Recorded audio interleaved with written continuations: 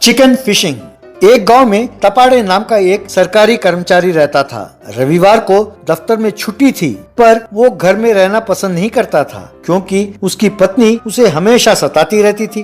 किसी न किसी काम का बहाना करते हुए वो घर से चला जाता था।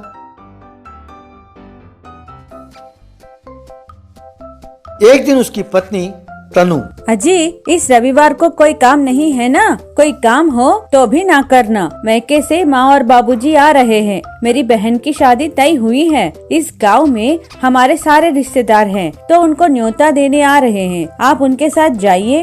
अगर कोई जरूरी काम हो तो अगले हफ्ते कर लेना, इस बार कोई काम न लेना।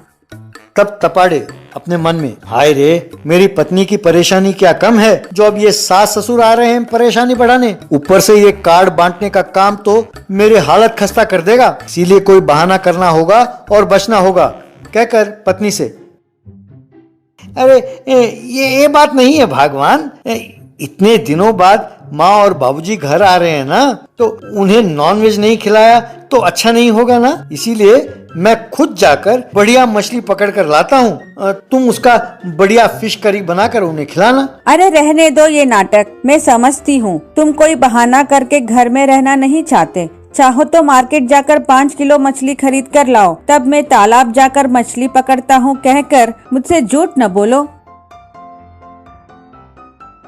ये बात नहीं है। मार्केट के जो मछली हैं वो कब के मरे हुए और बर्फ में रखे हुए होते हैं। वे अच्छे नहीं होते, बिल्कुल स्वाद नहीं होता। इसीलिए अगर मैं अभी ताजा ताजा पकड़ कर लाया तो स्वादिष्ट होगा और माँ को भी मछली खूब पसंद है ना। अब मेरी बात मान लो, मैं जाकर मछली पकड़ कर लाता हूँ, कहकर तन्नू के मना करने पर भी वो वहाँ से चला गया। रास्ते में तपाड़े कोई बहाना करके घर से निकल तो आया, पर मछली कैसे पकड़ते हैं मैं तो जानता ही नहीं। अब कैसे पकड़ूं, यूं सोचते हुए वो एक डंडा लेकर उसमें फेविकॉल के बूंद लगाकर पानी में डालकर बैठ गया। एक भी मछली नहीं फंसी। दोपहर होने लगी। तपाड़े की पत्नी तनु ने उसे फोन किया। क्यों जी, कहाँ हो? माँ और बाबूजी को आए हुए 4 घंटे हो गए। आपको मछली पकड़ने गए 6 घंटे हो गए हैं। अब तक एक भी मछली पकड़े या नहीं? नहीं पकड़ा हो तो ना सही घर आ जाओ, मैं कुछ नहीं कहूँगी। तुम कहना क्या चाहती हो? अपने माँ बाप के सामने ये साबित करना चाहती हो कि मैं कुछ नहीं कर सकता, इसलिए कहती हो कि मैं एक भी मछली ना पकड़ा तो भी घर आ जाऊं। देखती जाओ शाम तक मैं कितनी मछली पकड़ कर लाता हूँ, कहकर फिर से पानी में कांटा डालकर बैठ गया। तब भी एक भी मछली नहीं फंसी। इतने में वहाँ शराबी मुन्ना आया। पास वाले पत्थर पर बैठकर बोतल खोलकर पीते हुए साथ में चिकन खाते हुए तपाड़े की परेशानी देखने लगा। थोड़ी देर बाद मुन्ना, क्यों बॉस, एक भी मछली नहीं फंसी? यहाँ आओ, मैं तुम्हें मछली पकड़ने के कई विधि बताऊंगा, पर उसके बदले में मुझे एक पौवा खरीद कर देना होगा। आइडिया दो तो सही। पौवा क्या, पूरी बोतल खरीद कर दूंगा। बात पर बने रहना बॉस, शराबी है समझकर मुकरना नहीं। यहाँ आओ, उस कांटे पर एक चिकन पीस यूं लगाओ। अब उसे पानी में डालो, देखते जाओ मछली कैसे फंसते हैं। तपाड़े ने वैसा ही किया जैसा मुन्ना ने कहा, बस झट से एक मछली फंसी। फिर से चिकन पीस लगाकर फिर से पानी में डाला तो फिर से कुछ मछली फंसे। तपाड़े की खुशी का ठिकाना नहीं रहा। मुन्ना को फुल बोतल के पैसे दिए और उन मछलियों को लेकर वो घर चला गया। मछली के साथ घर आए दामाद को देखकर ससुर जी, आओ दामाद जी, क्या ये सारी मछलियां तुमने पकड़ी हैं? अरे बहुत मछली पकड़े तुमने, तुम्हें वो हुनर है। यूं हम तारीफ करें तो तुम खुश होगे, है ना? अब सच सच बताओ, कौन से मार्केट से ये मछली खरीद कर लाए हो? दाम क्या है? मुझे इतना कम ना समझें। बाबूजी, मैं ये सोचकर कि आप लोग इतनी दूर से आए हैं, आपके लिए मेहनत करके मछली पकड़ कर लाया और आप मेरा यूं अपमान करते हैं। आपने कभी मेरा हुनर पहचाना ही नहीं। अगर मैं ये साबित कर दूं कि ये मछली मैंने ही पकड़ा है तो आप मुझे क्या देंगे? बताइए बताइए, क्या देंगे आप? वैसे भी शादी में दहेज तो दिया नहीं, अब दूसरी बेटी की शादी में बहुत सारा दहेज दे रहे हैं, कहकर वो रूठा। ठीक है दामाद जी, मेरे नजरों के सामने तुम मछली पकड़ कर दिखाओ तो मैं मानूं। तब ये मानकर कि तुम भी बुद्धिमान हो, होशियार हो और टैलेंटेड हो, मैं तुम्हें जो बाजार में मेरे 3 मंजिला बिल्डिंग है तुम्हारे नाम कर दूंगा। चलो अभी के अभी मैं साबित कर दूंगा कि तुमने झूठ बोला था। तब तपाड़े तुरंत अपने ससुर को तालाब के पास ले गया। रास्ते में एक चिकन की दुकान पर एक फुल चिकन खरीदा। ये देखकर तपाड़े का ससुर, मैं मछली पकड़ने की बात कर रहा था दामाद जी, तुमने चिकन क्यों खरीदा? आइए दिखाता हूँ, कहकर तालाब के पास ले गया और उस कांटे में पूरा चिकन लगाकर पानी में डाला। बस उस चिकन को मछलियों ने घेर लिया। एक साथ इतने सारे मछलियों को देखकर ससुर चौंक गया और उसकी आंखें बाहर आई। दामाद जी, ये कौन सा टेक्निक है? मैंने पहले कभी नहीं देखा। एक साथ इतनी सारी मछलियां? भाई तुम तो छिपे रुस्तम निकले। चलो घर चलो, मैं अपनी सारी जायदाद तुम्हारे नाम कर देता हूँ, कहकर घर जाकर जायदाद तपाड़े के नाम कर दिया। तपाड़े भी मछलियों की बदौलत जायदाद मिलने पर बहुत खुश हुआ। Underground money farming. अंबाला नाम के गांव में संभाजी नाम के व्यक्ति के माँ बाप नहीं थे। वो उसके मामा जी जमींदार बाहोजी राव के पास पला और बड़ा हुआ। उसके पास जो भी जाता था उन्हें वो अपनी संपत्ति का दान देता रहता था। एक दिन उसके मामा जी बाहोजी राव उससे, क्यों रे नालायक, यूं बाप दादा के संपत्ति दान देते रहोगे, एक दिन तुम्हें भी भीख मांगना पड़ेगा। तुम्हारे इस दान पुण्य के चक्कर में तुम्हारे दादाजी की संपत्ति कब का चला गया। अब मैं तुम्हें और पाल नहीं सकता। तुम्हें जो खाना खिला रहा हूँ वो भी मेरे पैसों का ही खिला रहा हूँ। अब जाओ घर से, जाकर 4 पैसे कमाओ, तब तुम पैसे की कदर जान सकोगे, कहकर उसे घर से निकाल दिया। यूं अचानक बेघर होने पर संभाजी को समझ में नहीं आया कि क्या करे। यूं जंगल से गुजर रहा था तो एक साधु उसे तपस्या करता हुआ दिखाई दिया। ये भी उनके पास जाकर उन्हीं की तरह आसन डालकर तपस्या करने लगा। साधु ने आंख खोलकर उसे देखा और, तुम कौन हो बेटे? मेरी तरह तुम तपस्या क्यों कर रहे हो?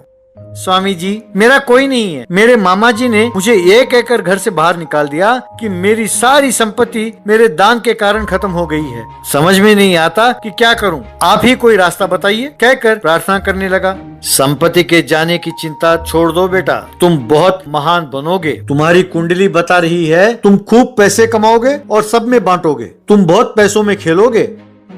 खाक खेलूंगा? सॉरी, मुझे आपसे ऐसे बात नहीं करना चाहिए, पर यहाँ रहने को घर नहीं है और आप कह रहे हैं कि मेरी महान कुंडली है, पैसों में खेलूंगा, ऐसे बोल रहे हैं आप। ऐसे ना कहो शंभू, मैंने अपनी तपस्या की शक्ति से एक पैसे उगाने वाले पेड़ की बीज तैयार किया है। मैं इसे किसी दुष्ट के हाथ में नहीं सौंपना चाहता, नेक इंसान के हाथ में देना चाहता हूँ। ये जानने के लिए कि तुम अच्छे हो या दुष्ट एक परीक्षा रखूंगा। यदि तुम उसमें उत्तीर्ण हो गए तो वो बीज तुम्हें दे दूंगा। बाद में उस पेड़ में उगने वाले पैसों को तुम खूब एंजॉय करके मजे से रह सकते हो। उसके ऐसे कहते ही, मुझे कोई परीक्षा वरीक्षा नहीं चाहिए स्वामी जी, आप ही की तरह अपने पास बैठकर बस नाक बंद करके तपस्या करूंगा। एंजॉयमेंट की स्टेज को मैं पार कर चुका हूँ, अब ऑइंटमेंट का स्टेज में पहुँच गया हूँ। मुझे वो सब कुछ नहीं चाहिए स्वामी जी। तुम परीक्षा में पास हो गए बेटा, तुम्हें पैसों की लालच नहीं है। ये लो बीज, इसे अंडरग्राउंड में ही उगाओ, अंकुरित होकर पेड़ उगेगा, पेड़ पर पैसे लगेंगे, उसे नेक काम के लिए प्रयोग करो, कहकर पैसे लगने वाले पेड़ के बीज उसे सौंपा। स्वामी जी के कहे अनुसार उन बीजों को अंडरग्राउंड में बोया, उसे पानी डालने लगा। अंकुर फूटे, पेड़ उगे, उनमें पैसे लगे। उन पैसों को ले जाकर गांव में जरूरतमंदों को उसने बांटा। गांव की जरूरत वाले स्कूल और वाटर टैंक बनवाया। जो भी उसके पास मदद के लिए आता उसे मना किए बिना मदद करता रहता था। ये देखकर उसका मामा बाहोजी राव, अरे इस सांबोजी की सारी संपत्ति को मैं हड़प चुका हूँ, फिर भी इतने कम समय में इतने सारे पैसे इसने कैसे कमाया? उसे इतने सारे पैसे मिले कहाँ से हैं? इतना दान कर कैसे पाता है? इसके पीछे जरूर कोई राज है, वो क्या है मुझे पता लगाना होगा, कहकर हुलिया बदल कर सांबोजी के पास मदद के लिए गया। सांबोजी राव बड़े बड़े टोकरियों में पैसे रखकर जो भी आता उसे पैसे देता था। ये देखकर बाहोजी राव मन ही मन में, अरे टोकरी भरकर पैसे हैं इसके पास, इतने पैसे मैंने कहीं नहीं देखा, इसके पास कोई अक्षय पात्र है क्या? इतने सारे पैसे कहाँ से लाया? यूं सोच रहा था कि उसकी बारी आई।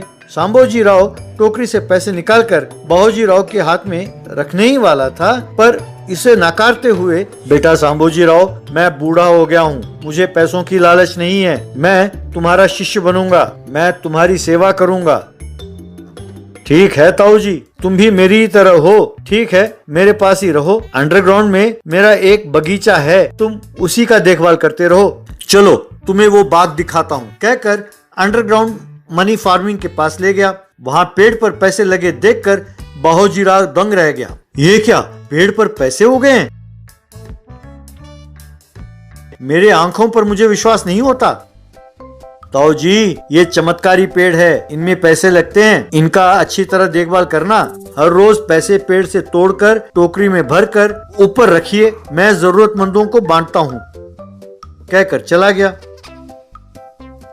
उसके जाते ही यही सही मौका है सोचकर बाहोजीराव एक पौधे को वहां से उठाकर अपने घर ले गया, उसे अपने घर में उगाया। वो पेड़ बढ़कर सांप और बिच्छू में बदल गए। वो बाहोजी के पीछे जाने लगे। बाहोजीराव भागते हुए, आए रे शामोजी, मुझे बचाओ, मेरी अकल मारी गई थी, जो मैं तुम्हारे पास बूढ़ा बनकर आया और तुम्हारे बाग से एक पेड़ को चुरा कर ले गया और अपने घर पर बोया। अब ये सांप और बिच्छू बनकर मेरे पीछे पड़े हैं। कहते ही शाम्बोजी ने उस सांप को अपने हाथ में लिया तो फिर वो सांप पैसों में बदल गई। मामा जी, मैं जानता था कि आप बूढ़ा बनकर मेरे पास आए थे, मैं जानता था कि ये पेड़ ही आपको सबक सिखाएगी, कम से कम अब से अच्छे काम कीजिए और खुशी से रहिए, कहकर उसे भेज दिया। फिर अंडरग्राउंड पेड़ में उगने वाले पैसों से लोगों की सेवा करते हुए खूब सारा अच्छा नाम कमाया।